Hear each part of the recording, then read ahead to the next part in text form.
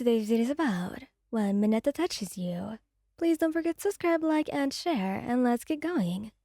You're standing by the lockers after gym class, sweat still clinging to your skin from the intense training session. You were chatting with Mina and Ochako, the three of you laughing about a funny moment that happened earlier during sparring.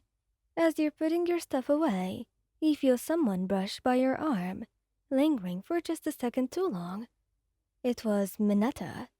You stiffen, your body immediately on high alert. He leans in closer than you'd like, eyes wandering where they shouldn't, making your skin crawl. "Hey, Wayan," Mineta says with a sleazy grin. "You look pretty tired after that workout. Do you want a massage?" "I'm real good with my hands, you know." His fingers graze your lower back, sending an uncomfortable shiver up your spine. Before you can step away or tell him off, a familiar, fiery voice cuts through the air like a lightning strike. "The hell did you just say?" You don't even have time to blink before Bakugo is there, standing between you and Mineta, his body practically radiating anger. His crimson eyes were locked on the smaller boy with an intensity that promises violence. Mineta's smirk falters, but he tries to play it off, raising his hands in mock surrender. "Hey, Bakugo, chill, man. I was just being really friendly, actually." Bakugo's fists clench, and you can see the faint crackle of explosions forming in his palms. His teeth grit, the sound of it barely audible over the seething rage in his voice. "You touch her again," he snarls, stepping closer to Mineta, "and I'll blow your damn head off." You reach out, placing a hand on Bakugo's arm, trying to calm him down before he does something rash. His gaze flicks to you for just a second, and you can see the fury in his eyes soften. Just a little. "Babe," he says softly. "It's fine. I was about to handle it." But Bakugo shakes his head, turning back to Mineta, who is now backing away slowly, his cocky attitude completely gone. "He hurt her," Bakugo growls, his voice low and menacing. "She can handle it, but I'll make sure you never get the chance to touch her again. Get lost." Mineta stumbles over his own feet as he tries to flee, mumbling something about a misunderstanding. The second he was out of sight, Bakugo lets out a low, controlled breath, trying to rein in his temper. His hands were still curled into tight fists, and his shoulders were tense. With the leftover adrenaline, you take a step closer to him, slipping your hand into his, feeling the heat of his skin against yours. "Katsuki," you say gently. "I'm okay." His jaw tightens as he squeezes your hand back, pulling you a little closer to him. "I swear, if that little pervert ever comes near you again, I will." "I know." You cut him off, offering him a small smile. "But you don't need to fight every battle for me. You know I can handle myself." He grunts, eyes narrowing at the thought of letting anyone, especially someone like Mineta, get away with making you uncomfortable. "That doesn't mean I'm gonna let it slide," he mutters, his thumb brushing over your knuckles. "No one touches my girl and gets away with that." You can't help the warmth that spread in your chest at the possessive way he says, "my girl." Even though Baku's protectiveness can be a bit intense, you know it's because he cares about you, and you wouldn't trade that for anything. "I appreciate it, Katsuki," you say, resting your head against his shoulders. "But let's just go back to the dorms, okay? I'm kind of really tired." His shoulders relax a little, and he nods, wrapping an arm around you. "Alright, fine. But don't think for a second that I'm gonna let that creep off the hook."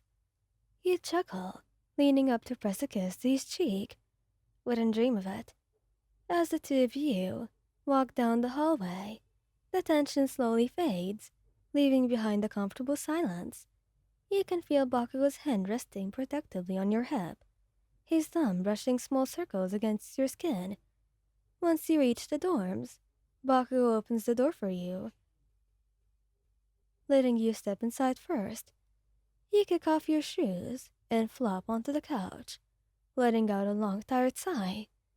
Bakugo watches you for a moment before sitting down beside you, his arm draping across the back of the couch. Are you really okay?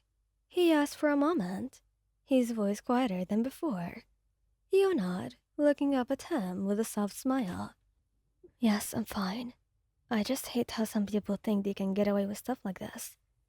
Bakugo's brows furrow, his gaze hardening again. No one's getting away with anything, Ryan. Not when I'm around. You sit up, turning to face him fully.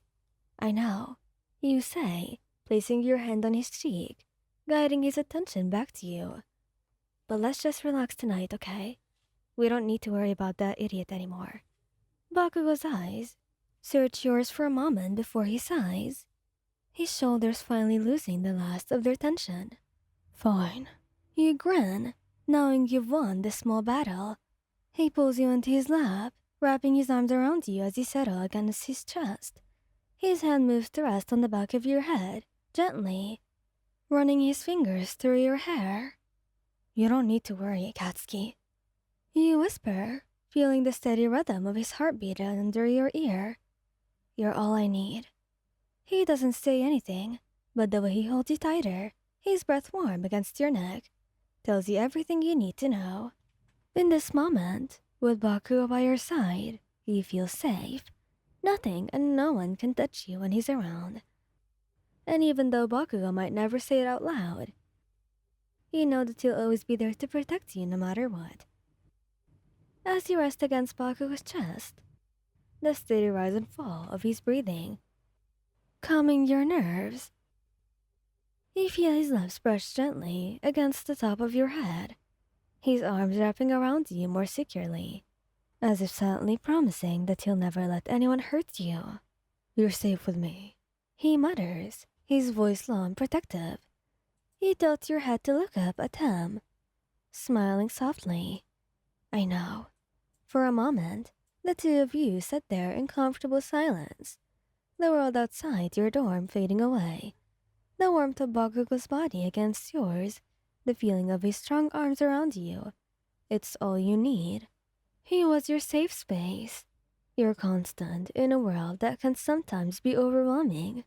Eventually, Bakugo shifts slightly, adjusting his hold on you as if preparing to say something more. You're not scared of me, are you? When I get like that? No, Katsuki. I know you. You'd never hurt me, and I don't mind that you get protective. If anything, it shows me how much you care. Don't go getting sappy on me now. You laugh, pressing a soft kiss to his lips.